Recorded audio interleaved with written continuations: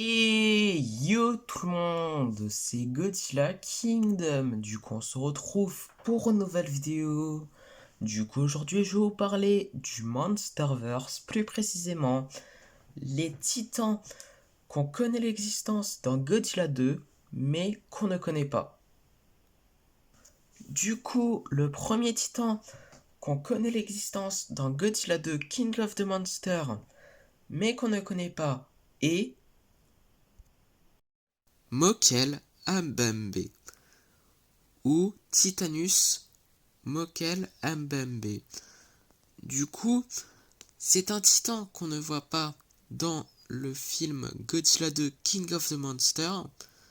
Du coup, il apparaît dans la novélisation de Godzilla 2.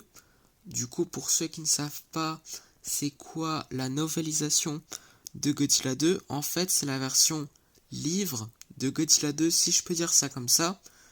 Du coup, tout ce qu'on sait sur ce titan, c'est que le level de l'étage, c'est peut-être 6B+, du coup voilà. Et d'ailleurs, il a plus de 252 millions d'années. Son but, c'est d'obéir à Godzilla et l'aider dans son royaume. Du coup voilà. Et du coup, comme tous les autres titans, en fait, il s'est réveillé à cause de King Ghidorah, qui a réveillé tous les titans qui étaient en hibernation, dont Mokel Mbembe, du coup voilà. Du coup, il s'est libéré et il a tué tous les agents de Monarque qui sont dans sa région, du coup voilà.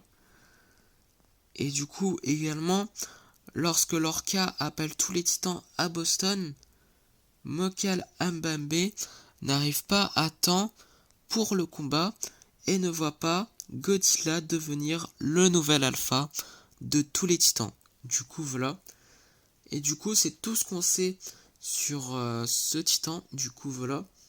Et également tout ce qu'on sait, c'est que on ne sait pas à quoi ressemble exactement le design de ce titan. Du coup voilà.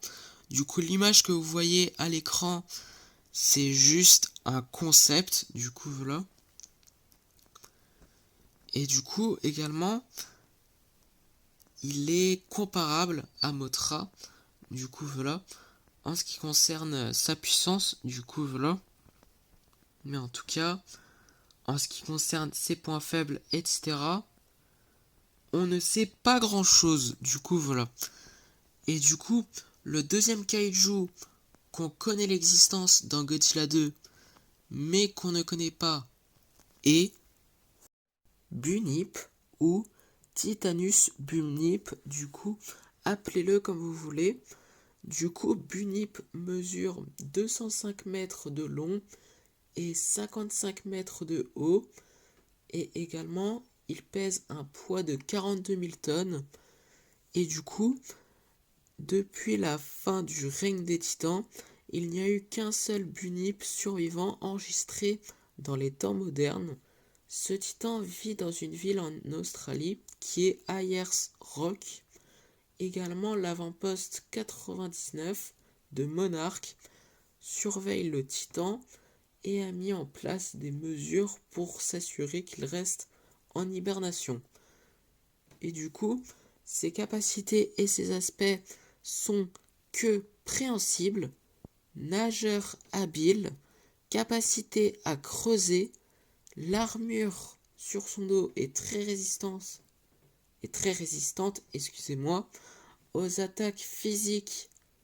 Les boutons de tête contiennent des organes bioélectriques qui lui permettent d'utiliser l'électroréception pour détecter la bioélectricité dans d'autres organismes, capable de décharger de la bioélectricité dans tout son corps pour délivrer des chocs électriques douloureux à ceux qui le touchent, est capable de consommer des radiations et des matières radioactives. Et du coup, le troisième titan qu'on connaît dans Godzilla 2, mais qu'on ne connaît pas, et Typhon ou Titanus Typhon, appelez-le comme vous voulez. Du coup, Typhon est un kaiju créé par Legendary, comme tous les autres titans de Godzilla 2, à part évidemment Godzilla, Mothra, Rodan et King Ghidorah, qui apparaît dans la novélisation de Godzilla 2, King of the Monsters. Et d'ailleurs, Typhon est un géant serpentin, monstrueux et puissant de la mythologie grecque, et le père de Scylla. Il était l'une des créatures les plus fortes de tous les mythes grecs, et Zeus ne pouvait le battre qu'avec l'utilisation de la foudre. À un moment donné, Typhon a fait construire l'avant-poste 92 de Monarque autour de lui à Angkor Wat, à Cambodge. Lorsque King Ghidorah a réveillé tous les titans, Typhon se libère et commence à chasser avec sa nouvelle meute, attaquant les Philippines. Lorsque Lorca appelle tous les titans à Boston, comme tous les titans de la novélisation de Godzilla 2, Typhon n'arrive pas à temps pour le combat et ne voit pas Godzilla devenir le nouvel alpha de tous les titans. Et également, petite anecdote, l'avant-poste 92 de Monarque est une référence possible du film Dolato qui est sorti en 1992, qui est Godzilla versus Mothra de l'ère Heisei. Du coup, voilà. Et du coup, le quatrième kaiju qui a été créé par Legendary, qu'on connaît l'existence dans Godzilla 2, mais qu'on ne connaît pas, est Abaddon ou Titanus Abaddon, appelez-le comme vous voulez. Du coup, Abaddon est un titan ressemblant à une chauve-souris qui apparaît brièvement dans Godzilla 2 King of the Monsters, sous la forme d'un nom sur une carte, affichant les emplacements des kaiju dans le monde entier. Et du coup, c'est exactement pareil avec tous les titans que je vous ai parlé dans cette vidéo. Et du coup, il a hiberné à Devil's Tower, Wyoming, jusqu'à ce que King Ghidorah appelle tous les titans qu'ils étaient en hibernation. Le nom de sa cachette est approprié. Abaddon signifie ange de la mort en hébreu. Abaddon est essentiellement une gigantesque chauve-souris rouge avec un peu de gargouille mélangée. L'une de ses caractéristiques les plus remarquables est sa queue qui est à pointe de lance semblable à celle des dragons dans certains dessins médiévaux. Il mesure 72 pieds de haut, environ 122 pieds avec la queue, et son envergure plutôt, est supérieure à 800 pieds. La principale forme d'attaque d'Abaddon est de fondre sur son ennemi et de le piquer avec ses serres acérées, comme des rasoirs, mais il a quelques autres tours dans sa manche. L'un d'eux est sa salive toxique qu'il peut cracher et utiliser pour brûler sa cible.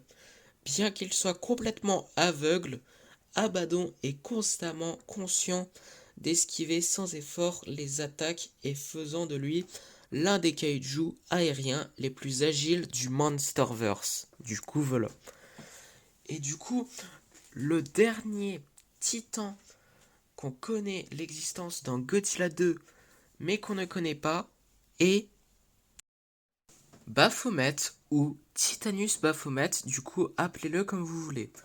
Du coup, Titanus Baphomet, comme tous les titans que je vous ai parlé dans cette vidéo, apparaît dans Godzilla 2 King of the Monsters sous la forme d'un nom sur une carte affichant les emplacements des kaiju dans le monde entier.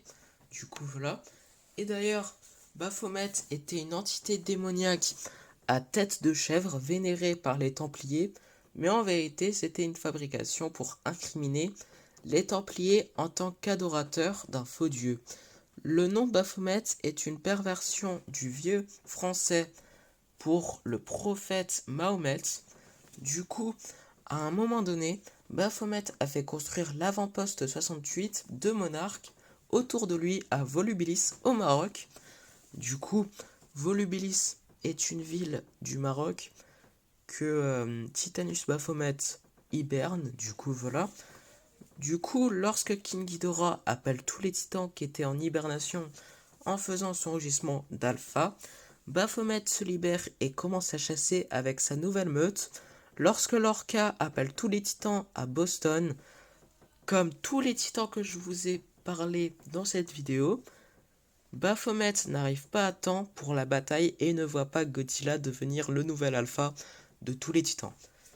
Et également, petite anecdote, du coup l'avant-poste dans lequel Baphomet n'était contenu, l'avant-poste 68 de Monarch est une référence possible au film de leur choix de Lato de 1968 qui est Destroy All Monsters. Du coup, voilà.